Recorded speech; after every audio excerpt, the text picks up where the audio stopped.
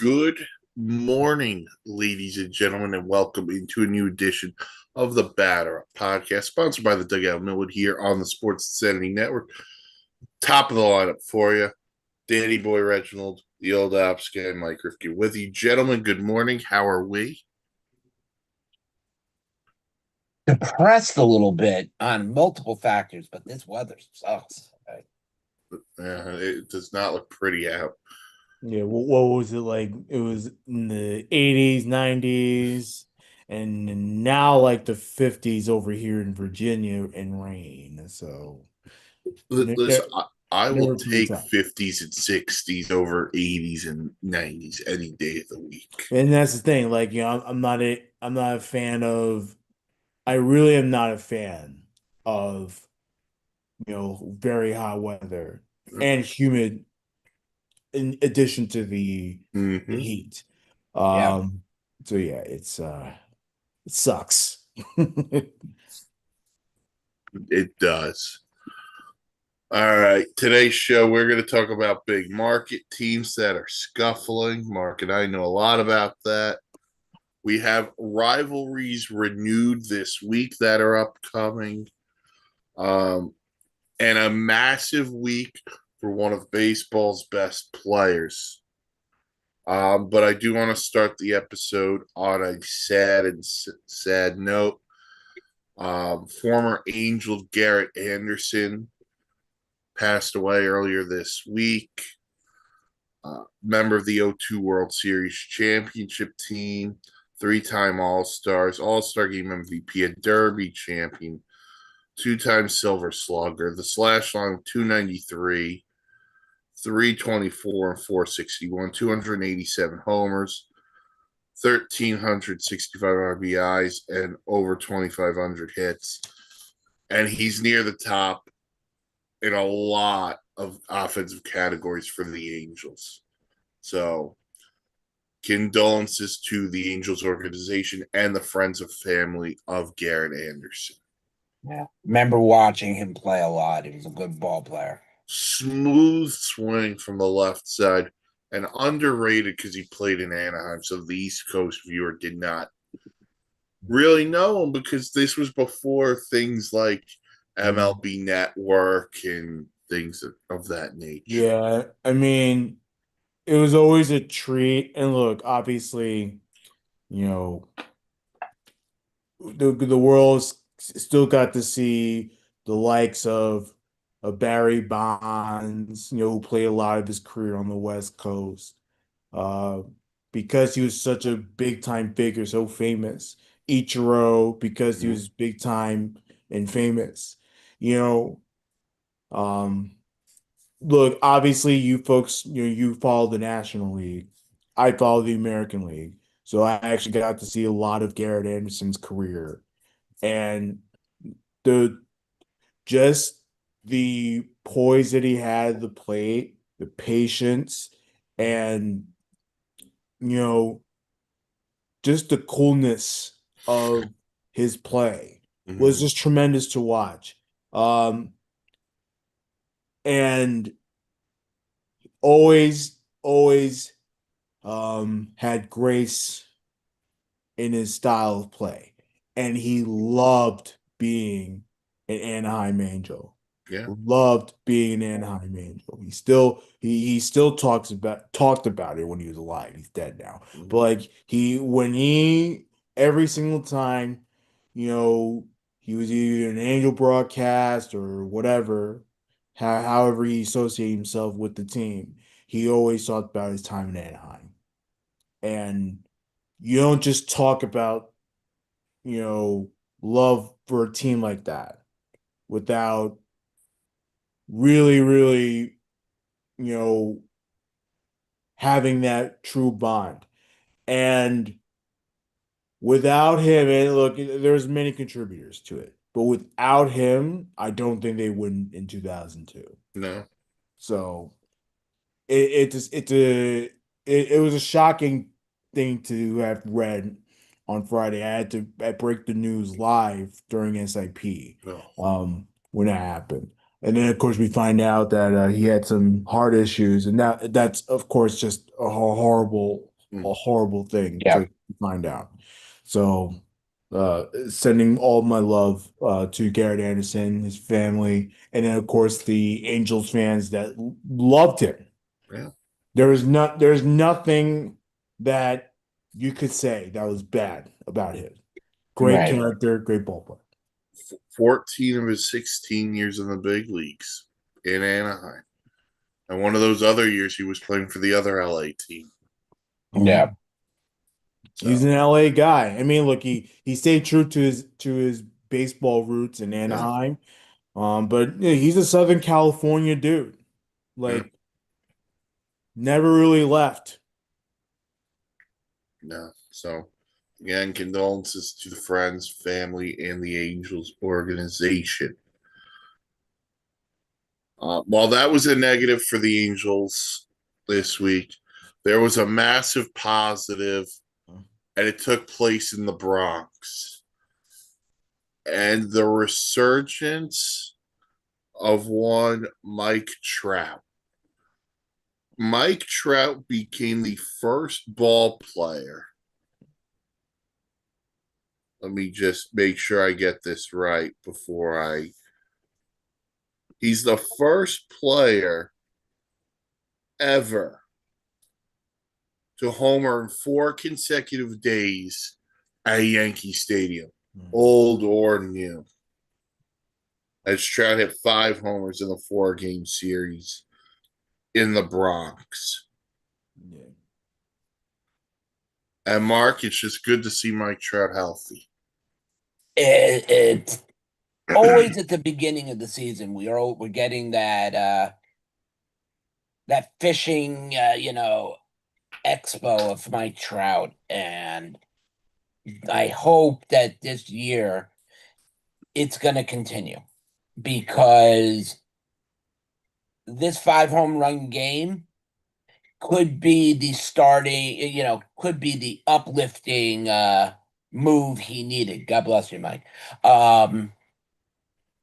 I think one of them is still flying. It's landed in Westchester County after he hit one that I know it didn't land there, but it went 446. It's just glad to see Mike Trout back to that 2013, 2014 swing style and power, and also possibly could he be the most feared batter in baseball again? Danny Boy. Um, Look, I'm mad that the Yankees split with the Angels. Yeah, I'd be lying to you if I wasn't. But I am absolutely, positively happy that my boy Mike Trout is 100% back and way better than ever. I mean, how can you not be happy that Mike Trout is playing high level ball again? Like, if you are an Angels fan, you have to be thrilled with what you're seeing out of this man. Home runs, and of course, we already knew he was a power guy. But then even just getting the base hits, extra base hits, and seeing him rake up RBI like it's butter. So smooth. He has had a tremendous start to the regular season, Mike. And, we've been waiting for this Mike Trout for a very long time because we had high hopes for his career. We thought that the Angels, and look, the Angels ended up being terrible for a long time, but we thought that the Angels were going to be a powerhouse, or at the very least, feared because you had Mike Trout in your lineup and Shohei Ohtani. Of course, that didn't work out that way. The And fact here we that are. Mike Trout has only been in the playoffs one time It's sick. It's a shanda. It's a disgrace. But look, to do it, and I know it's the new Yankee Stadium, and it doesn't have the same aura as the old Yankee Stadium, but Yankee Stadium is still the cathedral of Major League Baseball. And Nice way to put it. for him to do what he did, and remember, Mike Trout is a Jersey guy, so that's almost like going home for him. And to have that kind of performance in the Bronx is as impressive of a performance as we've ever seen. And I'm a little bit surprised that he's the first player to do it, mainly because I would have thought one of the Red Sox guys who killed the Yankees would have done 5 homers in 4 games, like Big Poppy or something. But then again, they probably walked him. But it's great to see Mike Trout healthy. It is important for not just the Angels, but it's important for the game that Mike Trout stays healthy. Yeah. Because Mike Trout is a superstar. And it's And still. Sorry, Mike. No, you're good. He still can to bring back Mark Spahn to reel in the viewers. Yeah. He's still the face of Topps baseball cards for a reason. The guy goes out and plays. He doesn't. Dan, I'm going to put it this way: Mike Trout is as clean as Derek Jeter. Okay, he goes out, he plays. You don't see him in the news for bad mistakes. You never saw Jeter in those lights. He goes out, he plays, he stays with his team. He's a very loyal ball player. And let's face it, he's still one of the faces of baseball today. Yeah, it's look, the reality of the situation is that he's built to have that winning pedigree, but again, we haven't really seen that because he's been hurt for so long. It's rough to see. He is the true angel in the outfield. But yeah, so great week for Mike Trout. Hopefully the Angels can keep him healthy and he has a great year. Just one more note before we continue on. The Seidler family that owns the San Diego Padres, they are nearing a deal to sell the team for a league record $3.9 billion to a private equity group led by Jose E. Feliciano and Is he Juan related to Soto. Pedro Feliciano? I don't believe so. If he was, then well, there's the connection. Yeah, so 3.9 billion for the Padres is close. I know you have to, when you're looking at a sale like this, you have to put your assets on the table. And I think when you look at this team's assets, I'm talking players, I'm not talking financial data. That's what drove that price up when you have the likes of Machado, Tatis, just to name 2. That helped drive the price up a Well, little the bit. big money guys, yeah. Yeah. So obviously we will let you know if that happens, but it looks like the Padres are going to be sold for almost $4 billion, which is insane. You collect those billions though, But listen, it's a great sign for baseball, as a whole. But how this will work with what's going on with the CBA, we'll find out. All right, so it is April 19th, so the season is not over, but we got some teams who are scuffling here. And Mark, This is pretty good therapy, I guess, for us here because the Mets have lost 10 in a row. It's not even the longest. I think they said it's tied for the 12th longest in franchise history. Yeah, you have to go back to 62. I mean, that had the longest streak at one point. I mean, you probably remember 62, but you know. Oh yeah, it was a fun time. Oh, can't laugh, but All 10 in a row. right, this is not the first time that Mike and I have ever seen a free fall like this. The Willie Randolph, I mean, the Terry Collins era, the Mets started off 0-8 and then won 8 games in a row. This is the first month in baseball. The losing of the 10 games, yeah, it's bothersome. But what concerns me is the injuries that are starting to pile up. The Mets just put Polanco on the IL with the sore Achilles. You got pitchers who are underperforming, and it's not the bad guys. It's the guys who the Mets were truly rebelling on. Is the Kodai Senga era over? I mean, he's getting trashed. This is a wake-up call to say, hey, look, yeah, we improved our lineup, but our lineup's not a power lineup by any means because it's still missing Juan Soto at the current moment, who has not even started really ramping things up. He's still about 2 weeks away. Um, Francisco Lindor looks like a little leaguer with the mistakes on the field and just the lack of interest when he's out there now. This isn't the Lindor of old that we're used to.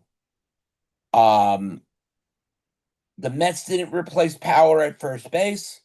They went on with a contact hitting, which trust me, putting the ball in play is very important than striking out. So, I absolutely get it. But when is it going to be enough is enough? This pitching staff, with the exception of Nolan McLean, is horrible.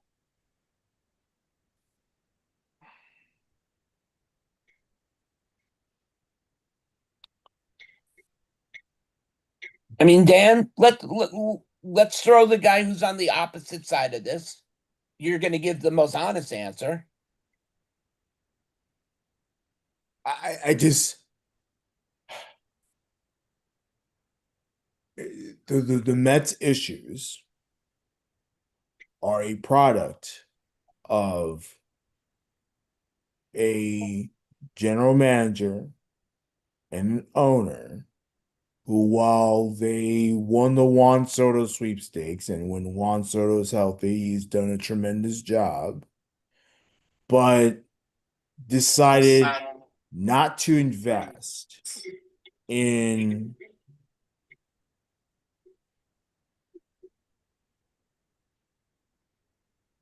their homegrown talent that actually contributed to their major big time victories last year, and instead decided to pivot towards a lineup. While again, some of these names are not necessarily bad names like Bo Bichette. Um, but then of course the Marcus Simeon, which again still not necessarily terrible, but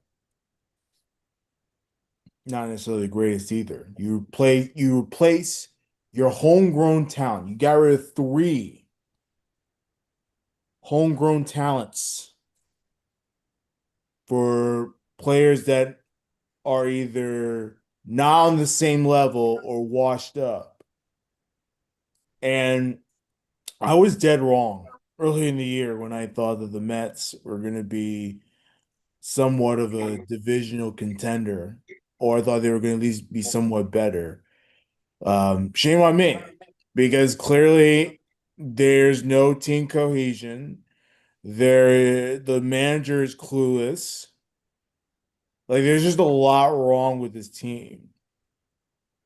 I think Carlos Mendoza will be, not could be, will Yeah, be the first manager let go this season. yeah. And again, it's a product of a GM and an owner that spooked you, that didn't want to spend as much. Again, they won the Soto sweepstakes, but then that's it. And well, Lindor, but like, but even Lindor has been struggling to start the season. He looks lost out there. Like, I've never seen so many mental mistakes made by one player, and he's made a trillion of them. So I would be very concerned. There's a 10-game losing streak. When are they Yes. going to win games? Because you have no confidence in a team that even without Juan Soto should be somewhat competitive, and they're not.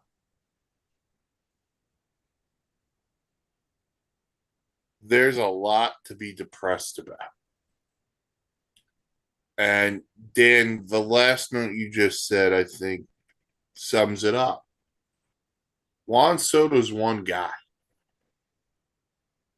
The last time I checked, there's not Juan Soto Jr. and Juan Soto the third on this team. There's one Juan Soto.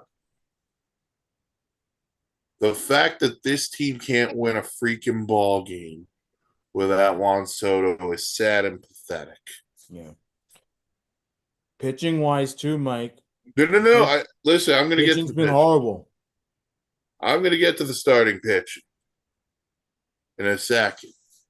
But this lineup has been downright atrocious, with the exception of one guy. And I'm going to get on that guy too. Luis Roberts been fine. But the other night, Dodger Stadium, when you're in the midst of a losing streak, you got second and third, 2 outs, 8th inning. Swing the damn bat. Your team needed you in that spot. You don't take strike 3. And you've been good. And I don't want to complain about you, but I'm going to complain about that. Everybody's hit a slump at the same time. They're bet on you let Pete Alonso walk because we got Brett Beatty and Mark Vientos. Well, guess what? Mark Vientos looks like the same guy he looked like last year. Yeah. Yep. Brett Beatty's least favorite song in the universe is "Walk This Way" by Aerosmith because the guy can't draw a freaking walk. Yeah. Now, I'll give Brett Beatty this. Brett Beatty's playing first base, second base, right field. I will give him credit for the versatility. There's your Jeff McNeil replacement. Has he really played any of those positions? He plays a decent second when he's there. First base, he's learning. Right field, he's learning. Kid came up as third baseman. Why the fuck is he in right field? Yeah. But see, that's my point. You sacrificed a Brandon Nimmo for what? I don't disagree. But the bigger sacrifice here is the guy who played first base. Yeah. Because this lineup, where's the thump? Who the do you fear in this lineup? Mind you, the fear in this lineup right now is that most of the Mets are contact hitters. So they're putting the ball in play. But putting the ball in play and grounding out each time is not helping. As Mike said, Juan Soto's out. Who's the guy who's, oh man, I want to pitch around it? There isn't. Who wants to be that guy? And by the way, this manager, and listen, I've defended Mendoza. I'm gonna defend him for a little bit here. But to say the fans have a right to be pissed, well, hey, no shit, Sherlock. You have the second biggest payroll in baseball, or the biggest payroll in baseball, and you put out crap like this. I don't know the last time the Mets scored 5 or 6 runs in a ball game. I don't remember that. I don't. It probably was the San Francisco series. I was about to say The the last last time time it's you had possible showed was any then. kind of relevance. And here's what I want from this team. I want a guy who would punch a hole in the wall. I don't think Aaron Rodgers is available. And just say, you know what? This is unacceptable. Mark, I don't know if you remember this. I don't remember if this was 2015 or 16 or earlier.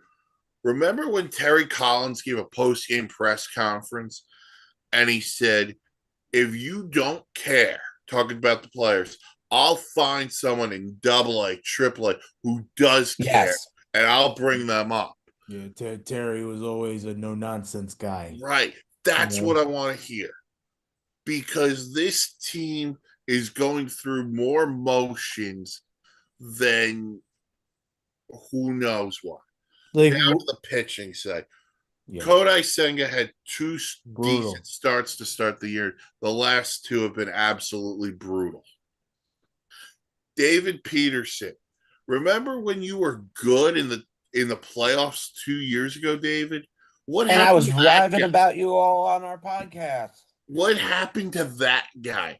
Now you get hit more than I don't even want to go there. I'm not going to go there. yeah. He got hit. He's getting hit on more. He's getting hit He on gets more hit than on more Marilyn than I do Monroe at a did. club. Than Marilyn Monroe did. Mark, you brought up McLean. He's been great.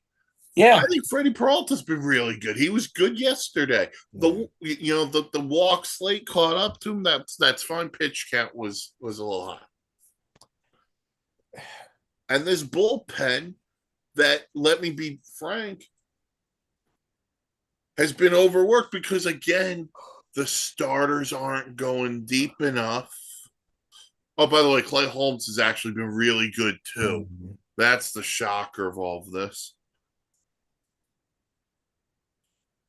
The Mets need to find their heart and their soul, because right now they're a ghost of a team. And the sad part is we can blame whoever we want. You want to blame the manager, blame the manager. You want to blame the owner, blame the owner. You want to blame the players, blame the players. This was one man's vision. And I happen to like David Stearns. But David Stearns put his ass on the line and said, to Dan's point, I'm going to dump some of these homegrown guys. We're going to become more of a contact-oriented team, and that's how it's going to work. Well, guess what? Brother, this ain't Milwaukee. So go find Toto. Go find Dorothy's red slippers or ruby slippers and go back. Because right now, the last person I want to hear from is David Stearns. And we could sit here and say it's April 19th. We could sit here and say it's April 19th, and I'm with you, people. The New York Mets right now sit with the worst record in the National League. They have the same. Hold on. They have the same freaking record. I love this, Mike. As the Chicago fucking White Sox. I love and it. that, my friends, love the fire. Is unacceptable. Love it, Mike. Please preach to the choir. Listen, I love Steve Cohen. I'm not going to get on Steve Cohen. The Twitter stuff, I don't care. This fan base, if you are a fan of this stupid ass team, and they are a stupid ass team, you deserve better. If you are a season ticket holder for this poverty ass franchise, you should ask for your money back. If you want to be the stupid son of a gun who still believes like I freaking do, go for it. But at the end of the day, we all know how this rolls. Look,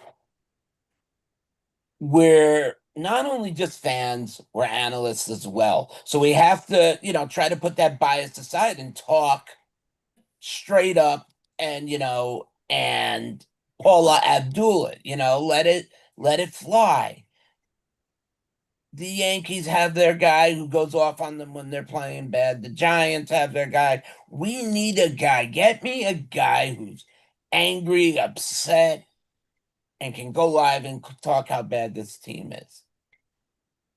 The Mets need a jolt, and I don't think it's going to happen until Juan Soto gets back in this lineup and people see different pitches after him or before him and start getting this game and getting this record back on track. Like, did it make you feel any good watching Jeff McNeil kick your ass? No. No, it made me angry because you know that Jeff McNeil was kind of still in there. Right. But you know what? If Jeff McNeil was a Met, he'd be 1 for 30 right now. But how do you know that? Jeff McNeil had a great Met career. Oh, I'm not disputing what he was, but looking what the Mets are right now, he'd be 1 for his last 30 with what the Mets are putting out there. Yeah. Right. Go ahead, Dan. It doesn't make you feel any good that Pete Alonso's starting to pick it up in Baltimore, even though he himself got off to a slow start, but he's starting to pick it up. Doesn't make you feel good. McNeil's crushing it in Sacramento. And eventually Brandon Nimmo is going to be the same thing in Texas. Like, none of that should make you happy. And the only reason why I'm emphasizing 3 is because David Stern said we need to get rid of those people and bring in contact hitters and build this lineup the way that he wants to build it. And you say you're gonna give the owner a pass, you like him, and look, that's you. If that's how Met fans want to operate, fine. If I was a Met fan, I'd be pissed off at Steve Cohen. You're putting your blind trust into a guy that masquerades himself as a Met fan, who tells everybody, yeah, I grew up on Long Island and I bled orange and blue, but yet he does not give a damn about trying to actually build a quality baseball team. Everything's about the stats and the sabermetrics and these lefty righty matchups. You have spokesperson himself, Mr. Carlos Mendoza. Again, clueless, doesn't know what he's doing right now. Like, it's by design here. You know who Carlos Mendoza is, and I don't like the fact that I'm saying this, and Carlos Mendoza is our version of Aaron Boone. Comes from the same tree. Ironically enough, who was Carlos Mendoza, the Comes bench from the coach same for? tree. Aaron Boone. And here's the thing for me. And look, you want to get on the owner, pile on the owner. I'm going to pile more on the GM because the GM's the guy who constructed this. It's his product. It's his product. The New York Mets are more unwatchable than those mid-2000 Knick teams that were brutal. Or those mid-2000 teams with Art freaking Howe as the manager. The Mets have a payroll. The Mets have talent. There's no way on God's freaking earth that the Mets should have the same freaking record as the Chicago White Sox. And if that's not any sort of blame going towards David Stearns, I don't know. I got a bridge to sell you somewhere. Yeah. You created a mess. And let's be honest, Mark, I think we will both be honest here. We were both patient when we said, okay, there's got to be a plan here. When they let certain guys like Pete go. Right. Well, guess what? Yeah, it's April 19th. Yeah, the season's not over. But right now, those days in Flushing are it's doom and gloom every freaking day. And, and there's no bright side in relief. The only thing the Mets can do really to garner interest is start pulling from AAA.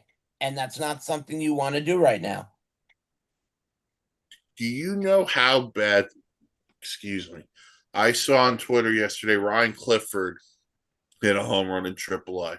Do you know how badly I wanted to quote tweet and say, "Bring him up to Queens already. I'm already sick of Vientos and Beatty." Ryan Clifford reminds me a lot of Reese Hoskins. He's got that quick turn in on an inside pitch. He hasn't stepped foot in the majors yet. I mean, he might come up and have some problems, but I agree with Mike that for now, the Vientos thing, it's time to move on from Mark Vientos. See if you can get some cash considerations for him. I don't know. Something thin and low and move on. But as a Mets fan, I'm still here. I still cheer on my team. I want to believe they can win. And as a Mets fan, you have to believe. Sorry. Well, As a Mets fan, you gotta believe. the And Mets are look, not. Go ahead, Dan. I was about Last to say point. the best part about baseball is that things can change. It's just where's the confidence that's going to change from that? Oh, I can't speak for Mark. I can't speak for every Met fan. I'll speak for me. My and listen, these guys will tell you I'm an optimistic person. I'm at a low.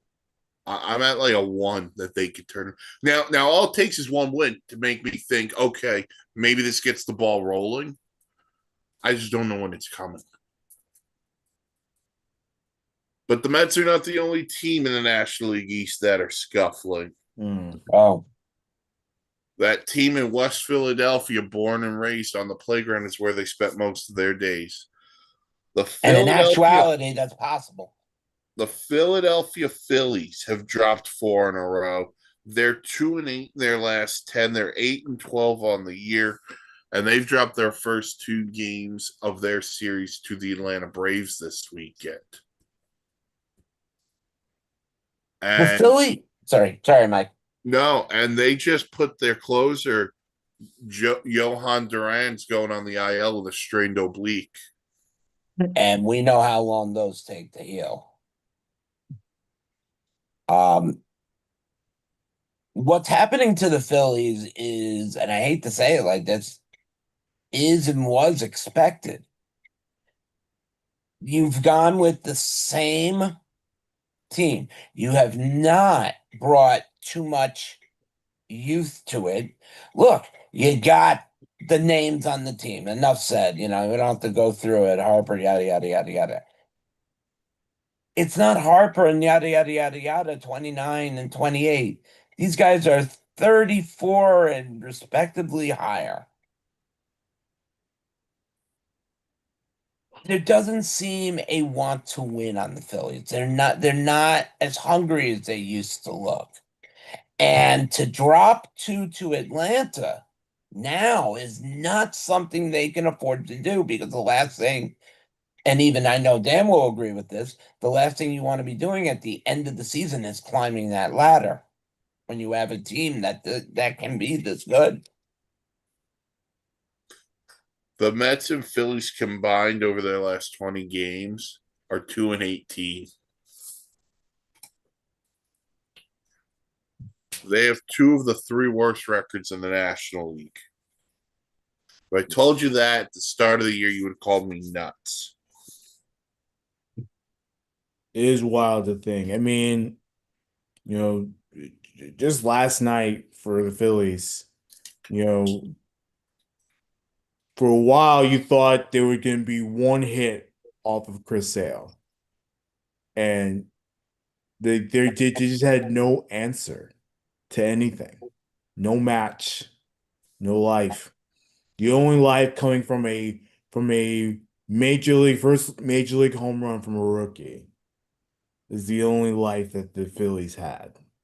Like, think about that for a second. For a team that's supposed to be like the Mets, supposed to be in contention for a possible championship here, you're running it back with your team minus what, a couple players? Mhm. Yeah, right. It's basically the same group. It's tough. Um, the Phillies I would be a little more worried about because of the fact that they're older and more susceptible now to blow it up and try things again. At least the Mets, they're gonna have this group for a while. Like there's no big time trading pieces other than Soto and Lindor. But then, I'm not confident enough that this whole Met skid is gonna continue and stuff. Well, I think they're going to turn it around at some point. And Mike, you and I both know this is not uncommon for the Mets to start off horribly, and then once the weather warms up, gets better. But it's not just the hitting that's the problem; it's both sides of the game. Yeah, look, the, the Mets have problems. Do I think they'll solve them? I think at some point they'll turn something around. Maybe that will be the jolt that Soto brings back. The Phillies don't have that same kind of thing because they, for the most part, are healthy. They're just not hitting. You can't score one run and think you're going to win. And their pitching has been even worse than the Mets. The Philly run differential is minus 36. To put it in perspective, the Braves at the top of the NL East are a plus 55 already in run differential. So your minus 36 is not good. And by the way, Aaron Nola has not been great again. Since his Luzardo in last two year of his three, downfall. Luzardo in two of his three starts has gotten hammered. Sanchez is still good. Eventually, they'll. Who knows about when they get Wheeler back, but they need If to hit. Trey Turner needs to hit. Schwarber needs to hit. Alec Bones hitting a buck 50. It's not good right now in Philly. And you want to talk about managers who may be in trouble? Rob Thompson's probably closest because some of those contracts are not movable. correct So on the contract part. yeah, So those teams struggling. The Astros are off to a dreadful start. They're 8-14. Mm. The Blue Jays are 7-13 a year after going to the World Series. Bill Murphy's Red Sox are 8-12. Hmm. We got some teams that are scuffling early. And the one thing you don't want to be, sorry, Dan, I know I just cut you right off. I apologize. The one thing you don't want to be is you don't want to be the team being mentioned. This is the team we expected at the top, and then you're being talked as a downward trend for a while until it comes back. Sorry, Dan. I'm a little shocked by the Blue Jays. And they just had so many injuries too. But yeah, That's the thing. yeah, Like, I'm shocked that the Blue Jays are in the position they're in now because they're hurt a lot and they're just not they're just not putting bounds of ball. Pitching has been lackluster. Like, it just hasn't been great for Toronto. And it's a shame because when, like I said, when with somewhat good health, they're a good team. yeah. And that has always been a problem with Toronto is the fact that they just never They can never have everyone readily available and good at the same time.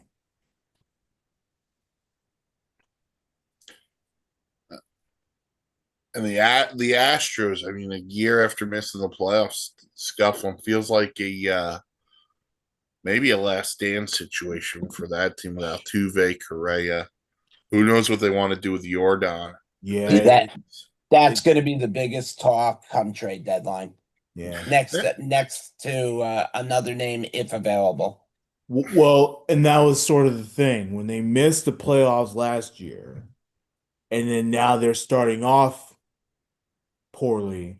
Again, I think I may have said that they're one of the teams that I would look out for because you just never know. Like Yeah. you still have World Series champions on that team. So it's like Yes. you just never know what type of Astros team you're gonna get.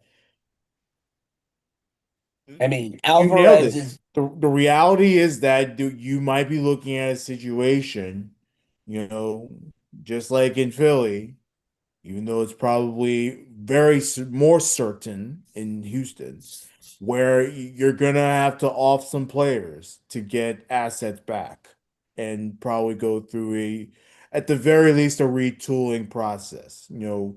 Reconstruct how you're gonna approach your roster. And I think if there's a fan base that would understand a retool or even a minor rebuild, it'd be the Astros because you've been on top for so long. Well, I mean, look, Valdez saw the writing on the wall. Yeah. Went to Detroit. Uh, hey, George Springer. Hmm. yeah, went to Toronto. Yeah, I think they won one after he left, but but still, it was I like, see mean, ya. of the players that will be contract closeness, Jordan Alvarez is the one, and right now he's batting a solid 342 with 9 home runs and 20 RBIs. The market for him is going to be It electric. That would be insane. That market will be insane if he were can to we say choose. that market will be as electric as Beltran when he was a free agent to signing? I mean, you can compare it to so many things. You can compare it to Beltran. You can compare it to Soto. You can compare it to Bonds too. Because this guy You're, can hit. yeah, you know who might have a Elway, bigger market than him though? Arson Judge. That dude lit it up. Aaron Judge. He lit it up, Arson Judge. I'm telling you, man. And kudos to him for being as consistent of a player as he has been, because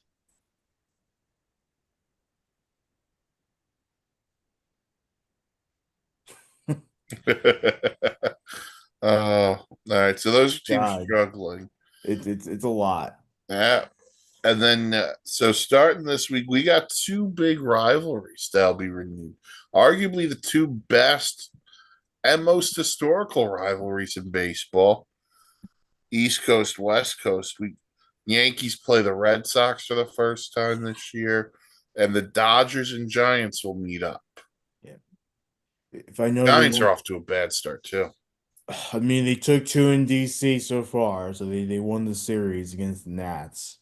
Um, yeah, but other than that, you're not running into a bad team. Like, it's been rough for San Francisco.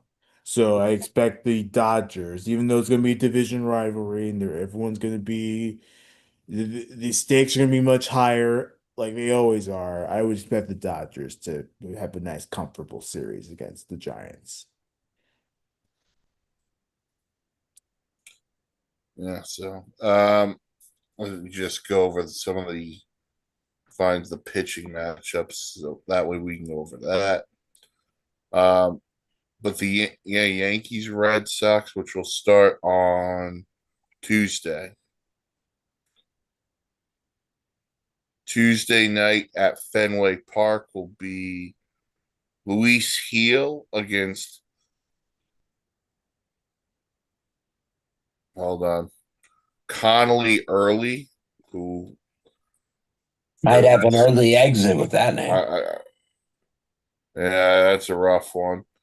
Wednesday night will be Max Fried against Ranger Suarez in a matchup of lefties. That should be a good pitching matchup. Look, can we just say how good Max Fried is? When he's healthy, he is really good. And when the Yankees eventually get Garrett Cole back, that Fried Cole 1-2 is going to be pretty good. And then Thursday night, the real ace of the Yankees, Cam Schlittler, will take on Brian Bello or Bayo, however Looking to they get a say it. rookie card. This is the kid's card to get right now. He is lighting up Major League Baseball, number 2 amongst top 100 pitchers right now. Didn't he say something after the Game 3 wild card series about the Red Sox? Excuse me. I don't know, but Well, all I can it, say is this kid, they made the right decision in bringing him up this year so far. yeah, he Boston fans got mad because he's on the Yankees and he's from Boston. Oh, okay. So, so it's like, yeah, I think he got into like a spat or whatever. And they're like, yeah, whatever. By the way, he's still true to Boston. He goes to like Bruins games all the time. So like he's a true New Englander for sure. Um, yeah, Max Fried, I mean, he didn't have a great start against the Angels, but um no, like he's certainly one of the brighter spots along with Cam Schlittler. So, I'm very thrilled, and I don't know what Garrett Cole's going to look like. I'm not going to go out there and pretend to know that Garrett Cole's going to be great because I don't. Yeah. You Right. hope, you hope that it's going to be a 1, 2, 3 knockout punch. Yeah, Boone says he needs several more rehab starts, so Mhm. it'll be a little bit. Yeah. As for the Dodgers and the Giants, their pitching matchups Tuesday night, Yoshinobu Yamamoto against Tyler Mahle on Tuesday. Wednesday night will be Shohei against Landon Roop. How good was Shohei the other night? And then Thursday afternoon will be Tyler Glasnow against Logan Webb. That's an elite pitching matchup. So arguably the two best rivalries in all of baseball reignite on a wonderful week. Dan, so for the first time since that wild card series, Yanks Red Sox, what's the expectation for you?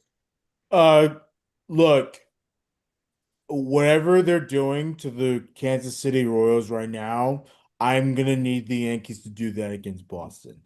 Here's my problem. They never do. It's never that simple. It's never that simple. So I'm expecting Boston to have a great series against the Yankees because they always do. And I'm expecting the Yankees to be somewhat okay with being a little more competitive. But I think the Yankee bats are definitely good enough to compete. They'll be scoring runs. But part of me is a little worried because it is Boston. So, yeah. Well, one easier part now about playing the Red Sox is you don't have to deal with Rafi Devers. Mhm. Yeah. And And the fact that Garrett Crochet isn't necessarily the Garrett Crochet that we come to know and expect. It's not like he's been having a great start to the yeah, year. he gave what was it, 11 runs the other night against Like, the Twins. like he's a human being, apparently. Uh, Another guy who pitches who's not a human being, Tarek Skubal, was awesome yesterday. Again, Oh, Yeah. 2.08 ERA to start the year for Skubal. Other series we got this week, we got the Reds and the Rays. Look at how about the Rays? Let's give the Rays some love. They swept the Yankees. They continued that high. They beat up on the White Sox. Yeah. Now they're in But Pittsburgh. The the Rays Rays know are how to win. They do. they Well, are they're going to be always annoying. They're they are going to a be annoying. they are a thorn in everyone's side, and they just win. Shout out Kevin Cash and the The, Reds. Mark, they're off to a good start too, and they got great young players. the Reds remind me. I'm sorry, Mark. I know I No. Go ahead. Go for it. but like the Reds kind of remind me of like rodents that just run around your house and you're trying to beat them up. Like that's the Cincinnati Reds, old house guy. Yeah, I mean, the Cincinnati Reds, we knew what they had on this team going in from the start. And you got three guys. Well, let's put it this way. You got more than just three. You got this whole team in sync right now. You got EDL off to a great start with 6 home runs, 5 stolen bases, and he's up to 265 start. Eugenio Suarez. Hey, I got it right. Eugenio Suarez just shows he can still play at a high performance level, even at his age. He doesn't have the 30 home runs yet, but the season's young. But he's batting 270 with 11 RBIs. Um, and then how about Sal Stewart batting 300 with 7 home runs? Who are the Cincinnati Reds, Mike? And by the way, they're doing this with their pitching staff too, without Hunter Green, who's been out. Yeah. So they Terry Francona, man, he does it with every freaking team he goes to. So you got Reds, Rays, Brewers, Tigers this week. The Brewers are off to a nice start despite some injuries. The Tigers have gotten warm. Yeah, they were in a little bit of slump hitting wise, but they're They're doing better break. now. They're starting to break out. And then we got the Phillies going to Wrigley to play the Cubbies in a rematch from a series last week where the Cubs took 2 of 3 in Philly. I was about to say, and the Cubs just made mincemeat of another NL East rival in the Mets. This Cubs team is for real. Yeah. Their offense is going. Now they just need their pitching to get healthy. Yep. But they catch everything.